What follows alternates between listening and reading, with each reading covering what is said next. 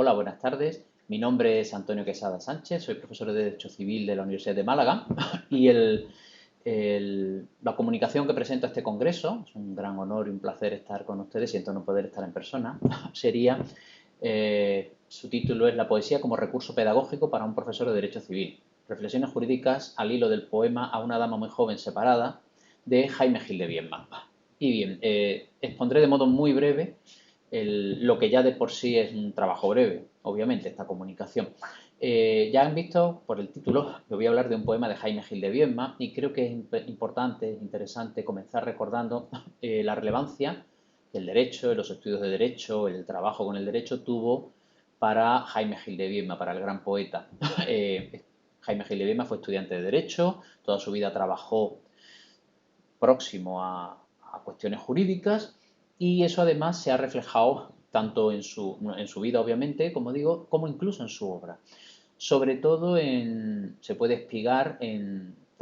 sus trabajos en los diarios, así como en algunas cartas dentro de su epistolario, pero hoy vamos a trabajar, a comentar algo sobre la posible excepción que sería el trabajo con derecho en su poesía. Me gustaría hacer un pequeño comentario no literario, que algunos han hecho muy buenos, sino jurídico, sobre un concreto poema, el que cito en el título de mi comunicación, A una dama muy joven separada. Está incluido en su segundo libro de poesía, Moralidades, libro del año 1966, después recogido en su poesía completa, Las personas del verbo, y es un poema dedicado a una señora llamada Isabel Gil Moreno de Mora. Bel fue una mujer bastante especial, musa de Lagos Divín, y con la que Jaime Gil de Viedma pues mantuvo una relación personal bastante intensa y que dio bastantes frutos, una serie de frutos que recojo en mi trabajo, pero básicamente me voy a dedicar a este poema y me gustaría demostrar, espero demostrarlo al final de mi trabajo, en la comunicación y en la exposición, que para un profesor de Derecho Civil en este caso también, pero un profesor de Derecho en general, es posible trabajar sobre temas jurídicos utilizando como ejemplo un poema, siempre que obviamente el poema esté bien escogido. En este caso consideramos que es así y nos gustaría pues apuntar los temas jurídicos que un profesor de Derecho Civil podría utilizar en sus clases. En primer lugar, por el propio título, ya hablamos de una dama separada.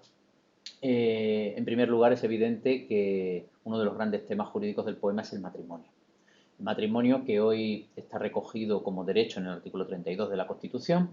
y que en aquella época, en los años 60, no era exactamente el mismo matrimonio que hoy, aunque sigamos utilizando gran parte de los esquemas. Gran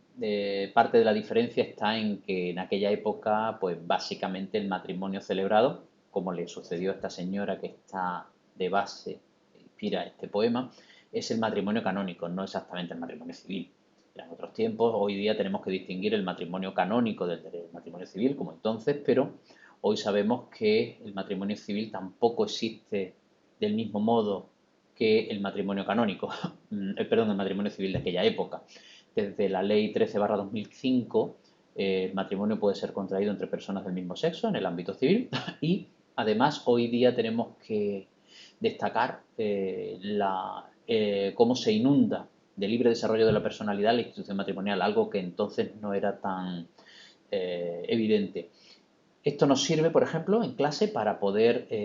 distinguir el matrimonio civil del canónico incluso, así como para atender a la evolución que la institución matrimonial ha sufrido desde aquella época hasta hoy. Unido a esto, evidentemente, y ya digo, el propio título nos da una pauta, es muy interesante este texto y la historia que hay debajo del texto para trabajar sobre la separación matrimonial. Hoy regulada en los artículos 81-84 del Código Civil en el ámbito del Código Civil español, pero ya vigente en aquella época y en aquella época con una mayor importancia quizás que la que tiene hoy, teniendo en cuenta que al no existir el divorcio en el ámbito civil, la separación era una especie de solución para aquellos matrimonios pues, que no funcionaban, aquellos matrimonios que no habían salido bien, pues era la separación el modo impropio o no totalmente satisfactorio de solucionar esos problemas. Hoy con la existencia del divorcio, el divorcio desde el año 2005 ya sin el causalismo que hasta entonces había existido. Hoy día la separación pues es un remedio, suele ser transitorio, en su caso, hoy es mucho menos utilizado, pero en aquella época era la manera pues de evitar el deber de convivencia, por ejemplo, y el tener que convivir dos personas pues que no se llevaban bien. Eh, el modo de rehacer su vida por parte de la protagonista del poema nos sirve, por ejemplo, para ilustrar qué sucede después de una separación y cómo esos deberes personales que se vinculan al matrimonio, hoy recogidos los artículos 66 a 68 del Código Civil, pues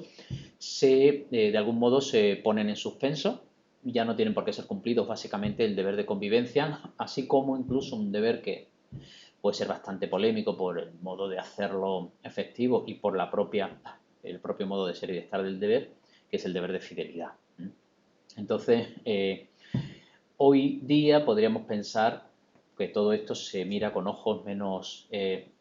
intensos, pero en cualquier caso es interesante hacer la comparativa. Con este poema podemos comparar el derecho entonces vigente y el derecho ahora vigente. Haciendo un poco este juego, también hoy día podríamos hablar de si la protagonista del poema pues era una auténtica víctima de la violencia de género. Hoy día, con la Ley Orgánica 1/2004, de 28 de diciembre, y la definición que el propio artículo 1, 1.1, 1.3 se aporta de violencia de género, pues nos da que pensar, nos hace pensar que posiblemente estemos hablando de una víctima de violencia de género cuando entonces no existía eso. Simplemente ya para terminar, porque ya se me va el tiempo, me gustaría comentar cómo este poema tuvo una eficacia práctica que era inesperada por parte del autor, porque el marido, entonces marido y la separación lo que había, es decir, seguía siendo su marido, de Isabel, de la protagonista, presentó una demanda para el tema de la custodia de sus hijos y tuvo que comparecer como testigo el propio Jaime Gil de Viedma como consecuencia de haber escrito este poema, y un poema que, teniendo en cuenta el modo de ser y de estar del poeta, pues se consideraba bastante fiel a la realidad. No olvidemos cómo el poema termina hablando del bestia de tu marido. Entonces, ahí había una serie de cuestiones que podían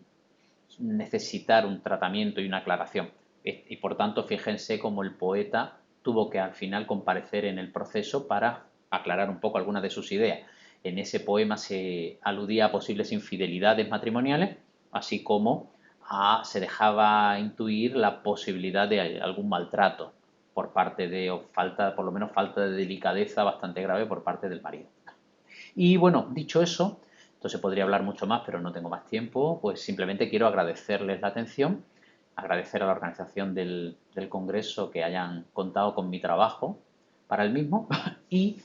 reiterar la idea con la que inicié mis palabras, inicié mi intervención, y era la idea de que si se selecciona bien, y esto es una carga que tiene el docente, es posible para un profesor de Derecho trabajar con un poema. Parece que la poesía está muy alejada del derecho, ya vemos que no necesariamente. Como cuando trabajamos con literatura, con cine, los profesores de derecho que intentamos hacer este tipo de innovaciones pedagógicas, hay que saber a lo que se juega y, por tanto, saber que hay que escoger bien el poema, pero si se escoge bien, se puede trabajar perfectamente con un poema en una clase de derecho civil, como es mi caso. Muchas gracias por la atención y espero que disfruten de esta jornada.